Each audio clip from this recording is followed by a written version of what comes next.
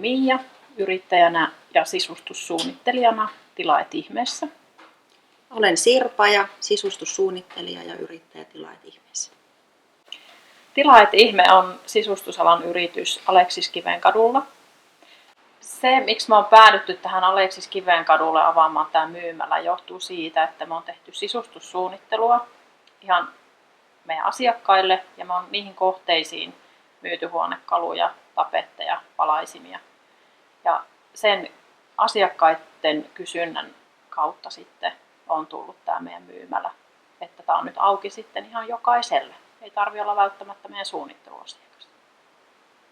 Me pitkään haettiin Tampereelta ihan tämmöistä hyvää paikkaa, mihin me keskustaan päästäisiin. Ja sitten kun huomattiin, että tästä vapautui liiketila, niin saatiin tämä sitten onneksi napauttua itsellemme. Ja ollaan kyllä tosi tyytyväisiä, että päästiin tähän, että tämä katu on kyllä niin upea paikka. Katu on ollut vuosia melko hiljainen, mutta sitten tähän on tullut tämmöinen keskittymä ja tällä hetkellä tästä löytyy monia tyylikkäitä liikkeitä.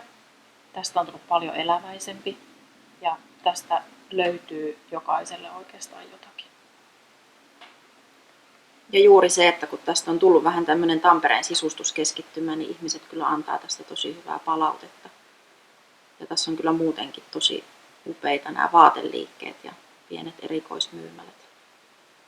Että ihmiset kyllä tykkää tästä kadusta hyvin ja turistitkin kesällä, ketkä tässä käy, niin ne puhuu tästä kadusta kyllä paljon, että on oikein kiva. Tässä kadulla vapautui yksi liiketila ja siitä oli aika paljon kysyntää, että käytiin niin kuin ihan meiltä kysyntän, että kuinka tässä tavallaan tämä yritys on pyörinyt ja hyvin nopeasti vuokrattiin, että nyt siinä on sitten uusi firma tulossa sitten tuolle paikalle. Ei kerinyt kauan ole vapaana. Kertoo ihan hyvin niin kuin tämän kadun suosiosta ja vetovoimasta.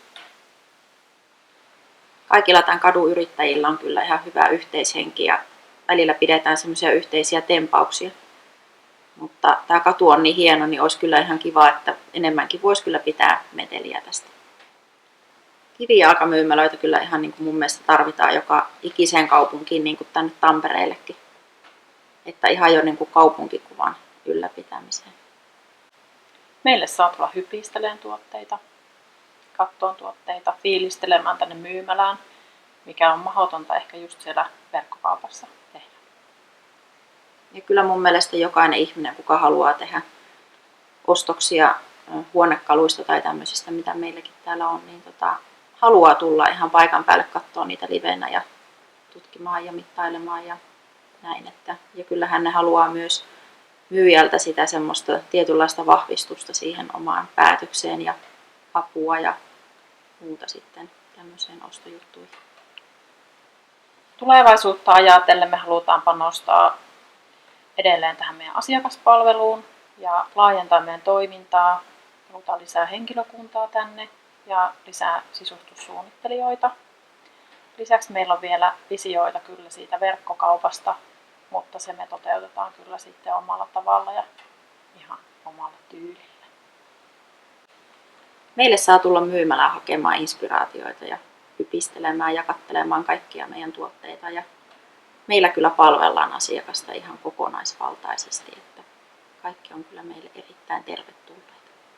Ja tervetuloa!